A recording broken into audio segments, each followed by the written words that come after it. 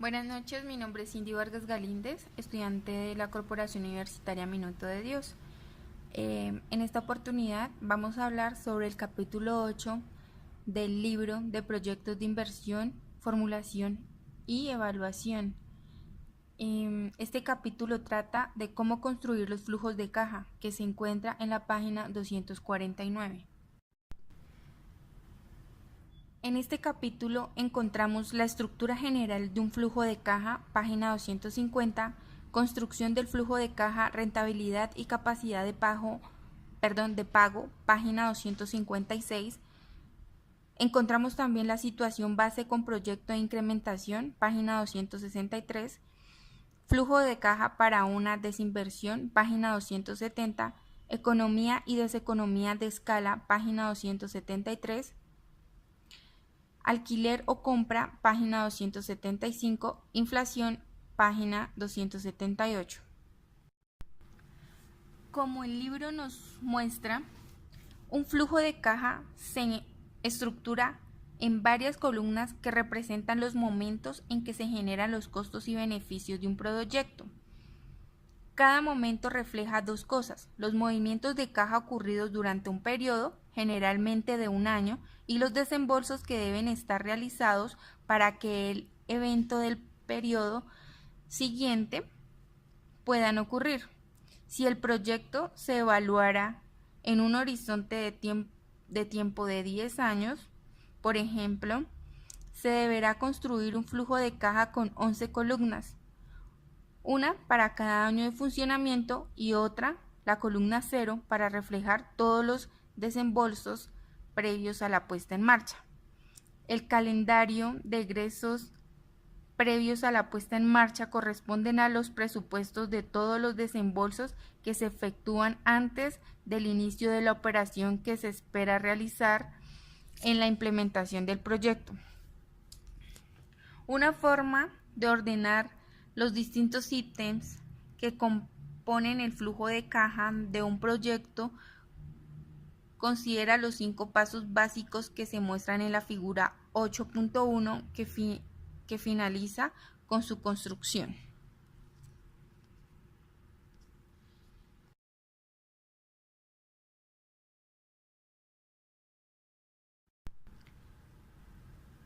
Para determinar cuál es la rentabilidad que obtendría el inversionista por los recursos propios aportados para la materialización del proyecto, se debe efectuar una corrección al flujo de caja que mide la rentabilidad del total de la inversión mediante la incorporación de efectos del financiamiento externo en la proyección de caja ejecutada anteriormente, ya sea por la obtención de un préstamo o por la contratación de un leasing.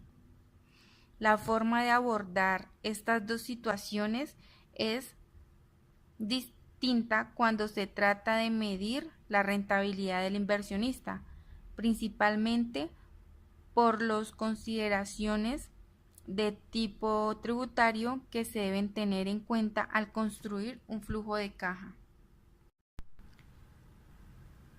Para determinar cuál es la rentabilidad que obtendría el inversionista por los recursos propios aportados para la materialización del proyecto, se debe efectuar una corrección al flujo de caja que mide la rentabilidad del total de la inversión mediante la incorporación de efectos del financiamiento externo en la proyección de caja ejecutada anteriormente, ya sea por la obtención de un préstamo o por la contratación de un leasing.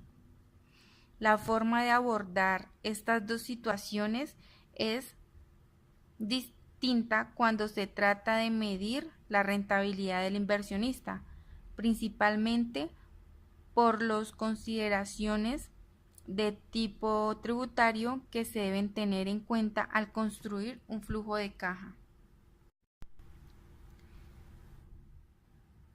Financiamiento del proyecto con deuda. Al recurrir a un préstamo bancario para financiar el proyecto, la empresa debe asumir el costo financiero que está asociado a todo proceso de otorgamiento de créditos, el cual, como se explicó anteriormente, tiene un efecto negativo sobre las utilidades y por lo tanto positivo sobre el impuesto, es decir, genera un ahorro tributario al reducir las utilidades contables sobre las cuales se calcula el impuesto.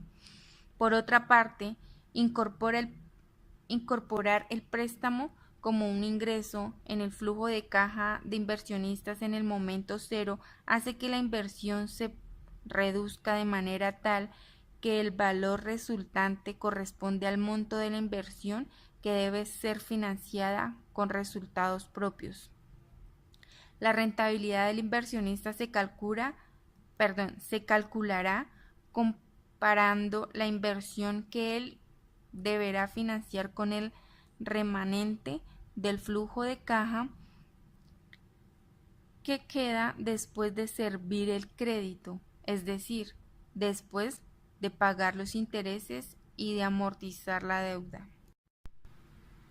Como nos podemos dar cuenta, en la tabla 8.2 de pagos o tabla de amortización, podemos dar cuenta de que en la columna de saldos adeudado podemos ver que el inversionista solicitó un préstamo de 228,000 pesos.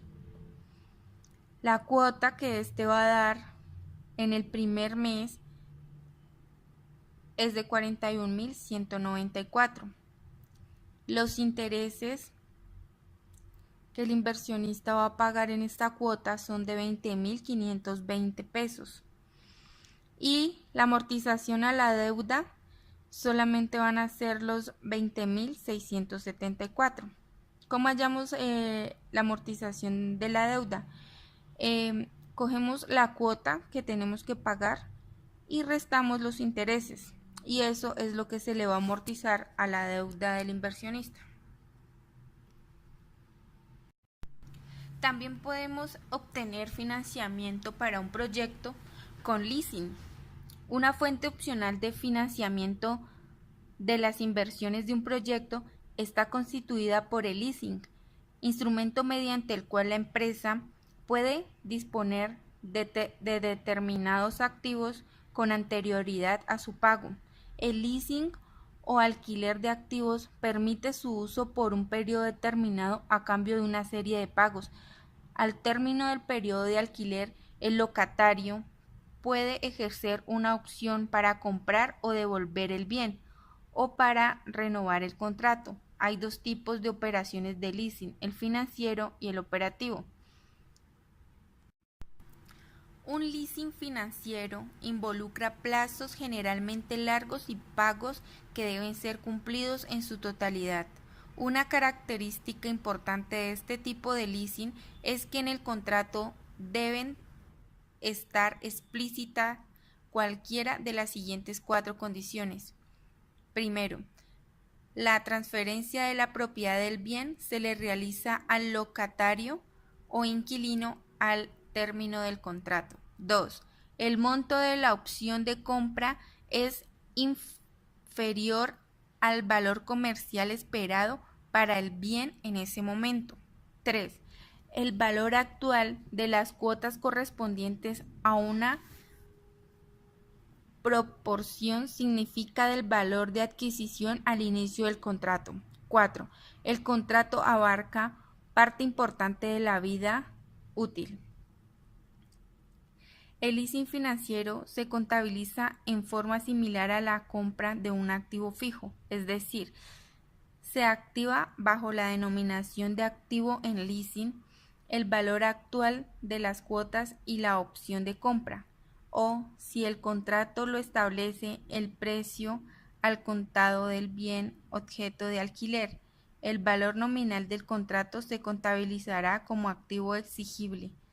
La diferencia entre el valor nominal del contrato y el valor actual de sus pagos conveniados se contabilizarán como intereses diferidos por leasing.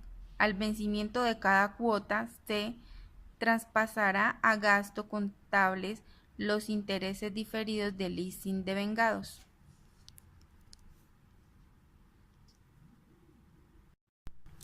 Si el proyecto va a ser financiado mediante un leasing operativo en vez de endeudamiento, la forma de calcular el flujo de inversionista difiere del procedimiento explicado para el financiamiento bancario, por cuanto el valor de la cuota de leasing es considerado como gasto deducible de impuesto, similar a cualquier alquiler de un bien inmueble. Por ejemplo, ¿cómo se busca medir la rentabilidad de los resultados propios? En la columna 0 se coloca el total de la inversión menos el valor de los activos que se financiarán con el leasing.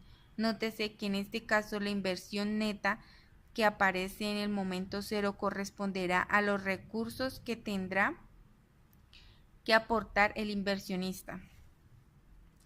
Si se involucra la opción de financiamiento por leasing para financiar 60% de la inversión de la primera máquina del ejemplo anterior,